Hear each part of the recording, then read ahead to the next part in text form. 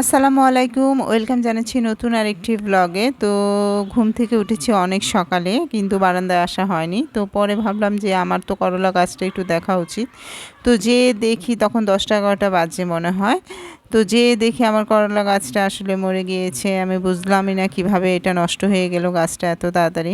আরও নিচে কয়েকটা গাছ উঠছে, আসলে বুঝলাম না অতিরিক্ত গরমে নাকি পানি বেশি দেওয়ার কারণে, জানি না। তো প্রত্যেকটা গাছে আমি একটু পানি দিয়ে দিলাম, যেহেতু মনটা খারাপ হয়ে গিয়েছে। তারপরের দিন বাজারে চলে গেলাম, বাজার থেকে কিছু সবজি আর পেঁয়াজ আলু শেষ হয়ে গিয়েছিল, তো তা নিয়ে আসলাম।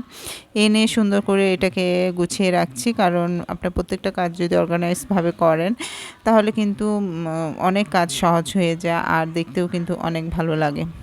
তো আমি চেষ্টা করি এভাবে সুন্দর করে গুছিয়ে কাজ করার। তো সবজিগুলো ঢালছি। আজকে সবজির মধ্যে তেমন কিছু আনিনি, বরবটি এনেছি, বরবটি ভাজি আমার খুবই পছন্দ। করলা এনেছি, সিম এনেছি, শীতের সবজি।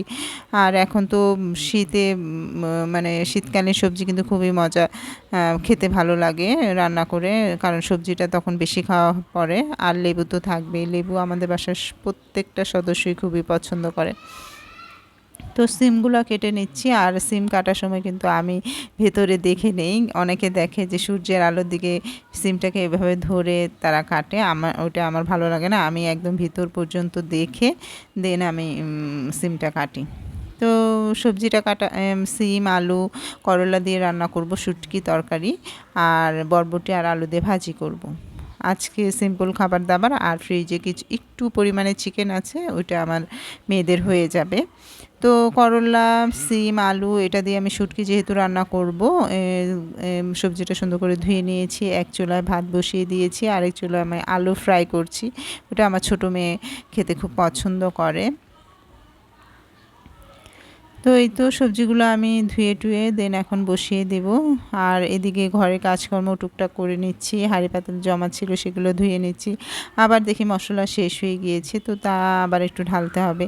তো ফাইনালি রান্নাটা কমপ্লিট হয়ে গিয়েছে। এখানে বরবটি ভাজি আর তরকারিটা, ভাতও হয়ে গিয়েছে, আর আলু ফ্রাইটা চুলাতেই আছে। ওটা আসলে পরে আমি বসিয়েছিলাম, কিন্তু একটু এডিট করার সময় একটু ঝামেলা হয়ে গিয়েছিল। তো যাই হোক, এই তো ফ্রাই হচ্ছে। এটা আমার মেয়ে খুব পছন্দ করে, ছোটোটা। তো সবাই ভালো থাকবেন, আর খোদা হাফেজ।